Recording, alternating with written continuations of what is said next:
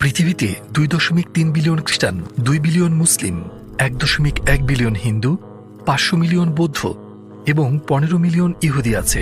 এরকম মোট 4300 ধর্ম রয়েছে পৃথিবীতে। এমন পরিস্থিতিতে কিছু মানুষ প্রশ্ন করেন, এতগুলো ধর্ম থাকতে আমি ইসলামকে কেন বেছে নেব? আমরা কিভাবে বুঝবো যে ইসলামই সত্য ধর্ম? এটা কি যুক্তি দিয়ে প্রমাণ করা সম্ভব?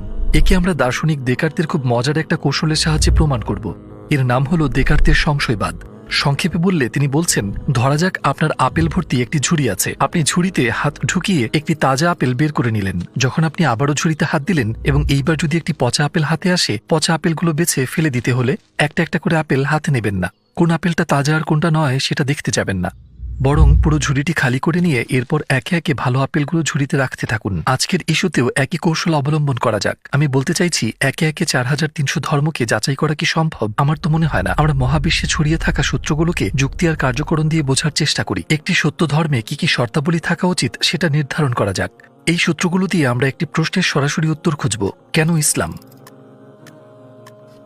এখন একটা বিল্ডিং তৈরি করার সময় আপনি প্রথমে ফাউন্ডেশন তৈরি করবেন, তাই না? কয়েকটি ধাপ পার করতে হবে। এই ইস্যুতে ফাউন্ডেশন থেকে শুরু করে আমরা একে একে বিষয়গুলো বাদ দিতে থাকব। সেক্ষেত্রে আমাদের ফিল্টারগুলো হবে, সৃষ্টিকর্তা কি আছেন? ধর্মের কি প্রয়োজনীয়তা আছে? যদি ধর্মের প্রয়োজনীয়তা থাকে তাহলে কি পবিত্র গ্রন্থ বা নবীর প্রয়োজন কি আছে? প্রথমে এই বিল্ডিং এর ফাউন্ডেশন নিয়ে ভাবা যাক। সেটা হলো সৃষ্টিকর্তার অস্তিত্ব আছে কিনা। আপনি হয়তো একে প্রমাণ করার বিভিন্ন উপায়ের কথা ভাবছেন, কিন্তু আজ আমাদের দৃশ্যমান মহাবিশ্ব থেকেই এই প্রশ্নের উত্তর খুঁজে নেওয়া যাক।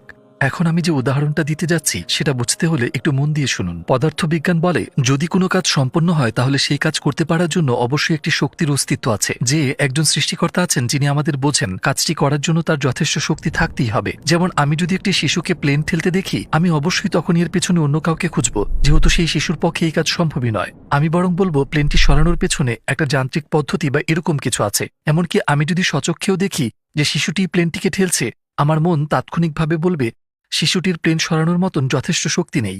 আমি শিশুটির আড়ালে থাকা সত্যিকারের সক্ষম ব্যক্তিটিকে খুঁজতে শুরু করব। আর যুক্তি এটাই বলে, তাই না? এই উদাহরণের মতোই যখন আমরা মহাবিশ্বে তাকাই, যেমন আমরা দেখি যে গাভী দুধ উৎপাদন করছে, গাভী তার দুধে থাকা এমিনো অ্যাসিডের কথা জানে না। যে মানুষেরা দুধ পান করে তাদের শরীরে এর প্রয়োজনের কথাও সে জানে না, কিন্তু সে ঠিক প্রয়োজন মাফিক দুধই যোগান দেয়। তার উপর সে এমন কিছু খেয়ে এর যোগান দেয় যার সাথে এর কোনো সম্পর্ক নেই, ঘাস।